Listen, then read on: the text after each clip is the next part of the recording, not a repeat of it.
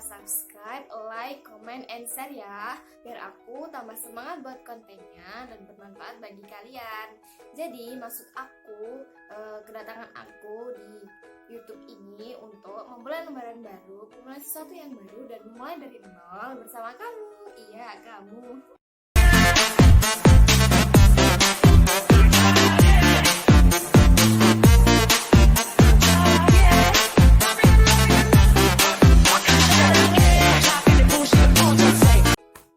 Jadi aku di sini nggak akan diem aja karena aku video ini juga salah satu tugas UTS dosen pembimbing aku dari bahasa Indonesia. Jadi aku akan memberikan informasi tentang bahasa verbal dan non verbal. Jadi jangan di skip. Kamu harus tonton supaya kamu lebih tahu, lebih paham lagi.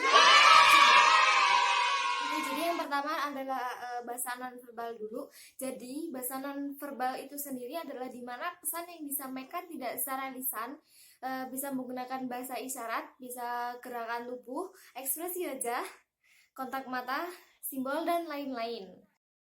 Contoh dari bahasa nonverbal.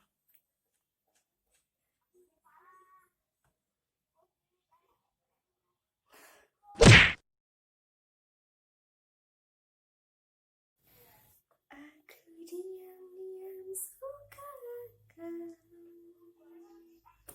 ku coba mendekati hatimu.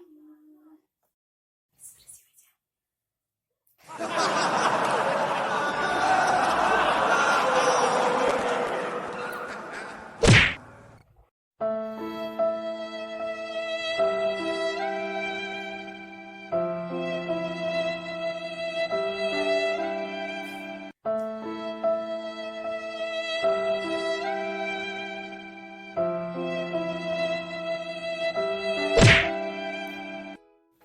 Baik, sekarang adalah bahasa verbal. Jadi bahasa verbal itu sendiri adalah bahasa yang disampaikan secara lisan maupun tulisan. Jadi pesan atau maksud yang diterima, yang disampaikan itu mudah diterima.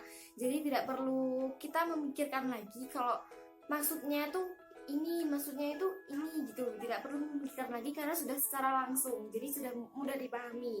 Karena kalau bahasa verbal itu sangat mudah dipahami, beda kayak yang non-verbal sangat jelimet gitu ya. Dan bahkan kalau yang non-verbal itu kita juga bisa salah paham untuk menerima maksudnya gitu. Contoh dari bahasa verbal itu sebenarnya sudah kita lakukan sehari-hari, kayak misalkan berbicara tatap muka secara langsung, kan sudah tahu maksud dan tujuannya itu apa gitu. Kayak misalkan nih aku ini bicara begini tentang bahasa verbal dan non-verbal. Terus aku menyuruh kalian untuk subscribe channel aku. Kalian kan sudah paham, berarti kalian harus subscribe gitu kan.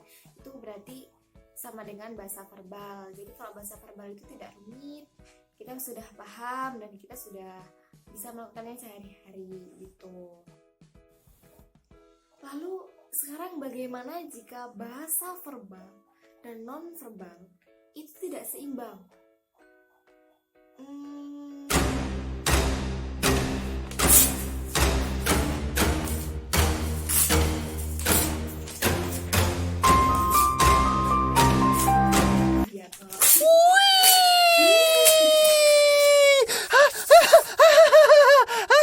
Nah, sudah lihat kan?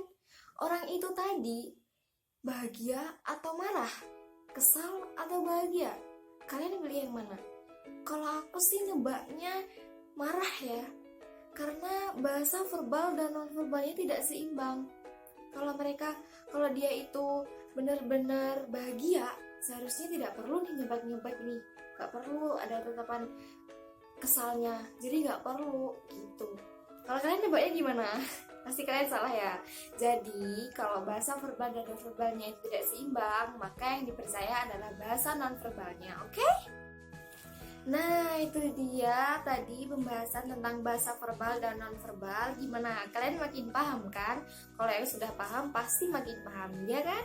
Nah, kalau gitu jadi jangan lupa subscribe channel ini, like, comment, and share supaya nanti kalian bisa menonton konten aku yang bermanfaat dan makin paham dan aku juga semangat buat kontennya. Oke.